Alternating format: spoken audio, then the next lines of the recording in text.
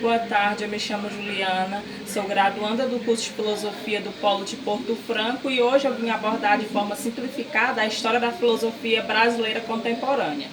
Então, assim como no caso da filosofia mundial, da história da filosofia mundial, a gente não sabe ao certo onde começou a filosofia contemporânea brasileira. Então, o que se conclui aqui, se define como contemporâneo, foram todas as correntes filosóficas que foram contra ao cientivismo positivista, que é o que marcou a República Velha. Então, nesse contexto, o contemporâneo ele está mais ligado a novas ideias do que ao tempo.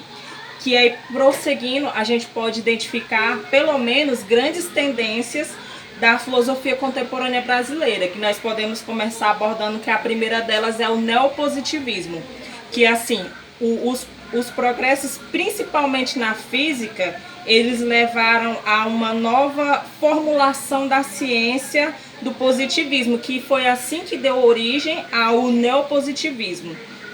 As críticas ao positivismo elas já eram realizadas por dois grandes professores da Escola Politécnica do Rio de Janeiro, que os nomes deles são, que inclusive eles conduziram a fundação da Academia Brasileira de Ciências, aos quais são o Otto de Alencar e o Manuel Amoroso Costa, que eles se dedicaram à filosofia da matemática e introduziram no Brasil a teoria da relatividade do Einstein.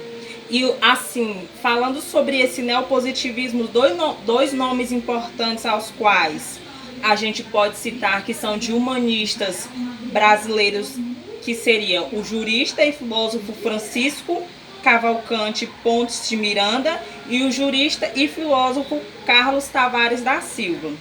Dando continuidade nessas tendências, outra que a gente pode citar é a fenomenologia e o existencialismo, que eles também foram criados no Brasil, também criaram escola no Brasil. A influência do existencialismo se consolidou com uma série de conferências de Sartre no Rio de Janeiro em 1961. Dentre esses existencialistas brasileiros, a gente pode citar os nomes de Gerard Alberto Branner e o Adolfo Kripa, além de Vicente Ferreira da Silva. Outra vertente que a gente pode citar e que é muito importante para essa filosofia contemporânea foi a escola católica, que ela foi ligada ao movimento neotomista no Brasil e que tem como destaques nomes quais Jackson Martins de Figueiredo, que foi um discípulo de Farias Brito e fundador do Centro Dom Vital, o humanista cristão Alceu Amoroso Lima, e assim, dentre outros nomes. A filosofia católica ela apresenta no Brasil várias correntes, não neotomismo, que é a filosofia atual, né? Uma vertente dela tem procurado enfrentar os problemas das desigualdades sociais. O padre jesuíta Henrique Cláudio de Lima Vaz, por exemplo, ele foi um dos líderes do movimento político Ação Popular, que a partir disso ele foi que a partir desse momento ele se transformou em Ação Popular Marxista-Lenista, que é o tradutor da Fenomenologia do Espírito de Hegel, na coleção de Os Pensadores.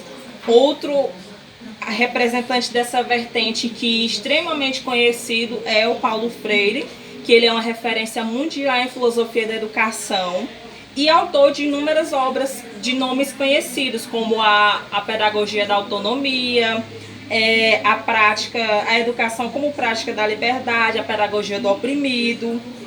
E por último, a gente pode falar também sobre a corrente culturalista. O que seria essa corrente culturalista? Ela se baseia e ela é fundamentada no pensamento de Kant, que ele defende a pluralidade de perspectivas da filosofia nacional.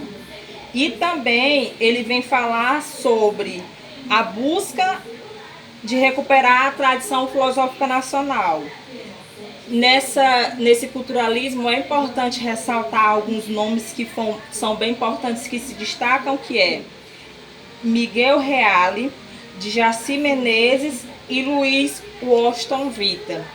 A filosofia contemporânea, ela é um marco importante para a filosofia, porque ela resgata, apesar de não sabermos quando ela começou, mas é importante se saber a história dela, porque ela não tem uma data concreta, mas ela começou e ela é um grande marco na filosofia, na história da filosofia, porque a filosofia contemporânea, ela sempre estamos achando novos dados, mas nós temos essa historicidade de suas vertentes que são importantes nessa história.